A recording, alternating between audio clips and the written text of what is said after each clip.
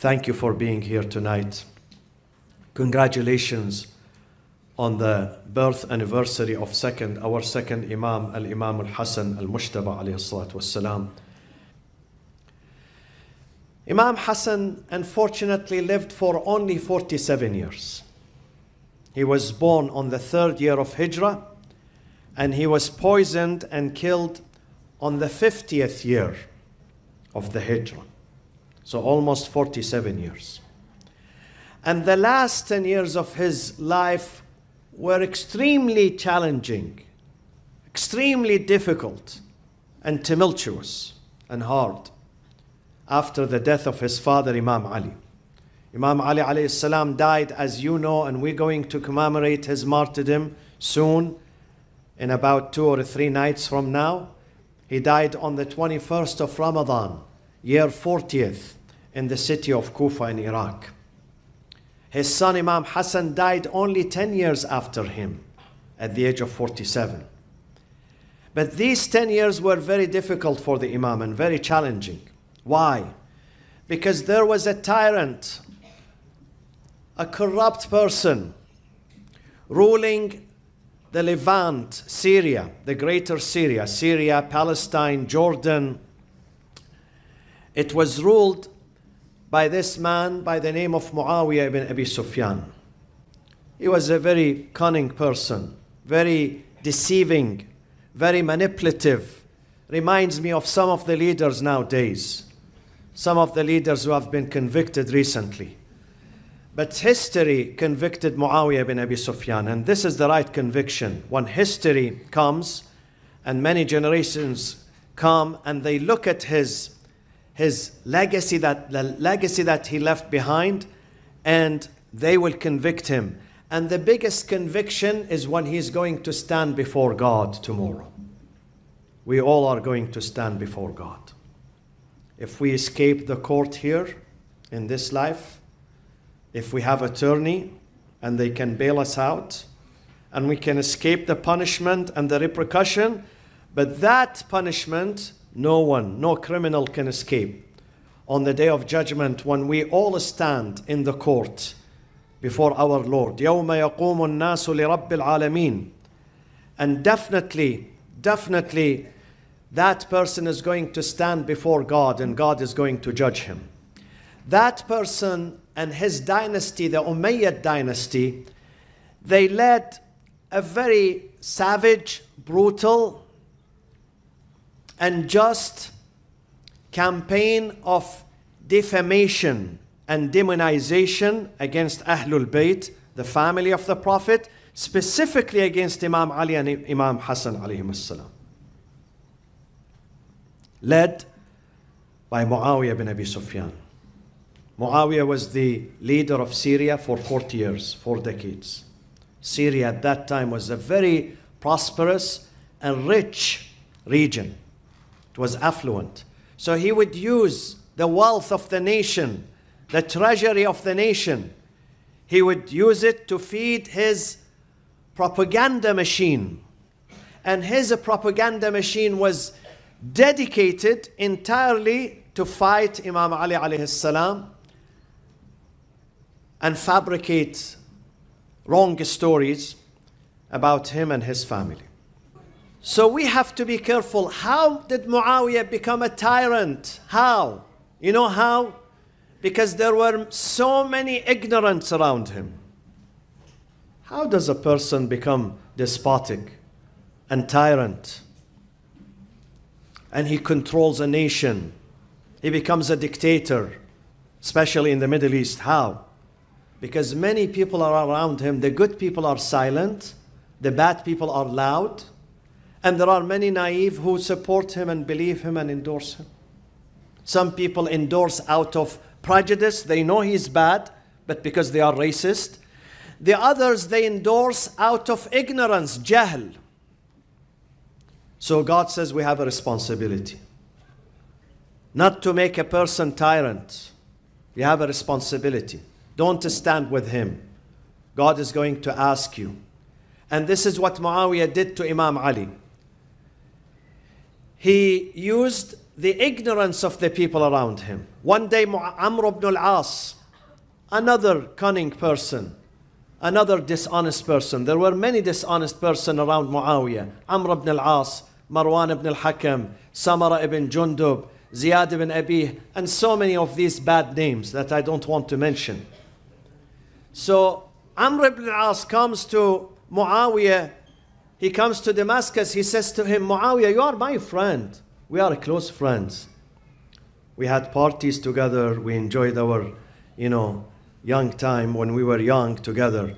How were you able to deceive those people here and make you a leader, against Imam Ali, who is a true leader?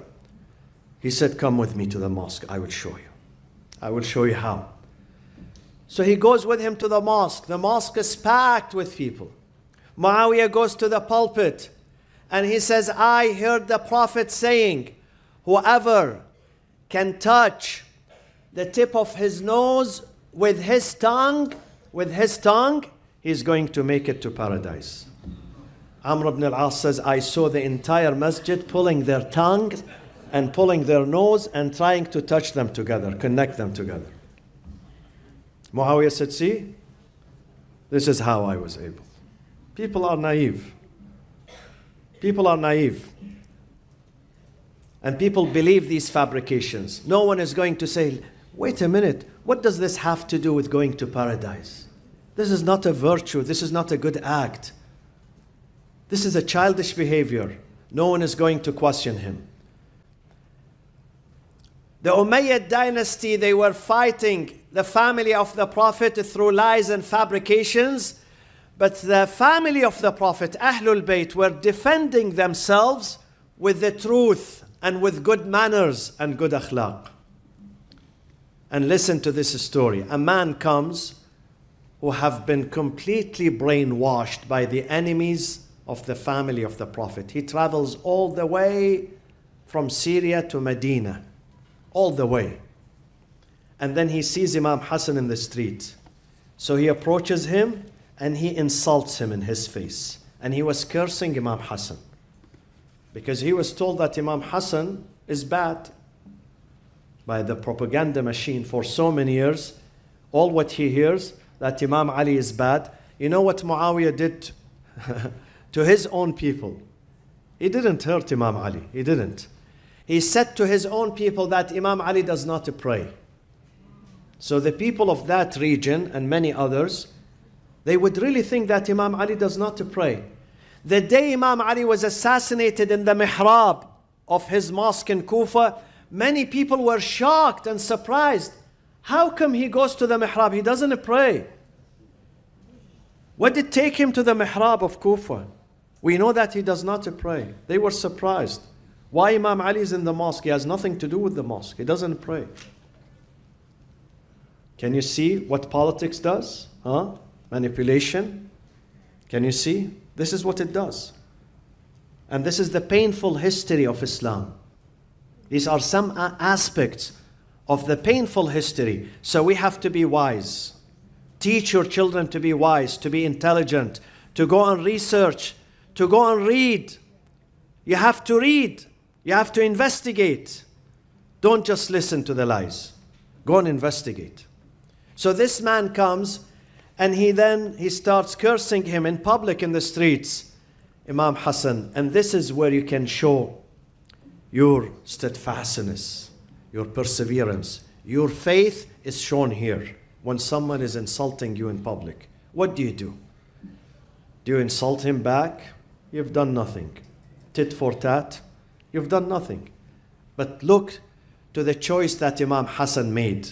This is the choice that we all have to make. At these difficult, critical circumstances, take a deep breath and say, I'm not going to be like him. I am different. Why you are different? Not because of your race, not because of your financial status, not because you live in this zip code and he doesn't live in that zip code. No. Not because of your nationality, but because of your faith. You are different because you bow down before God 5 times a day. You stand before God and you ask Him guidance. You stand before Him and you say, إِيَّاكَ نَعْبُدُ وَإِيَّاكَ نَسْتَعِينُ. I only worship You. I only submit to You. And I seek help from only You. This is why you are different. Because you have faith. Because you are connected to God. And that enemy is connected to Satan. And there is a difference between the two connections. This is how you should. Why we fast, my friends? For this reason. So at the time of emergency, at the time of conflict, at the time when someone is insulting us, attacking us, we show the result of our fasting. Fasting is about self-control and self-restraint. To restrain your anger. To restrain your frustration. So the Imam Hassan here, he was not defeated, he was victorious. It was easy. Imam Hassan is very eloquent. He's a powerful speaker. He can curse him back. He can destroy him. But he didn't do that. And instead, what did he do? This is what he said to him. He said, أيها الشيخ أظنك غريبة. O old man. Sheikh means old man. I assume you are a stranger in this city. You don't know me very well. أظنك غريبا. فإن كنت جائعا أشبعناك. If you are hungry, we will provide you with food. أو عريانا كسوناك. If you don't have enough clothing, we will clothe you. أو محتاجا أغنيناك. If you are in need, we will enrich you, we will give you. أو طريدا آويناك. If you are a wayfarer, you are homeless, you don't have a place to stay, we're going to shelter you. This man, when he heard this, he was speechless. He was dumbfounded. He was shocked. I'm cursing this man. I'm cursing this man in a broad daylight. And see what he says to me. He says, we shelter you, we give you, we take care of you. Then this man, he said, أشهد أنك خليفة الله في أرضه. Now I testify that you truly, you Hassan ibn Ali, you are the vicegerent of God on earth. You are the one who best represents God on earth. كنت أنت وأبوك من أبغض الناس إلي واليوم أصبحت من أحب الناس إلي. Few minutes ago, you and your father Ali were the most hated in my eyes. I hated you and your father, but after what I saw today, I saw your true nature. I saw your faith. I saw your patience. I saw your inner beauty. I saw an angel in front of me, not a human being. After what I saw today, you and your father Ali are the most beloved people to my heart.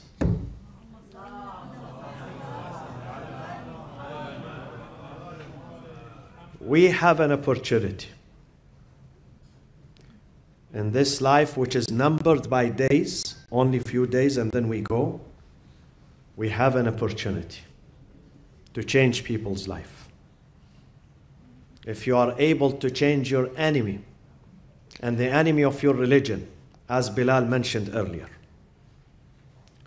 We are here for a reason. We are here in Orange County, in America, in California, in this society, in this diverse society for a reason. We are ambassadors of goodness. We are ambassadors of Islam.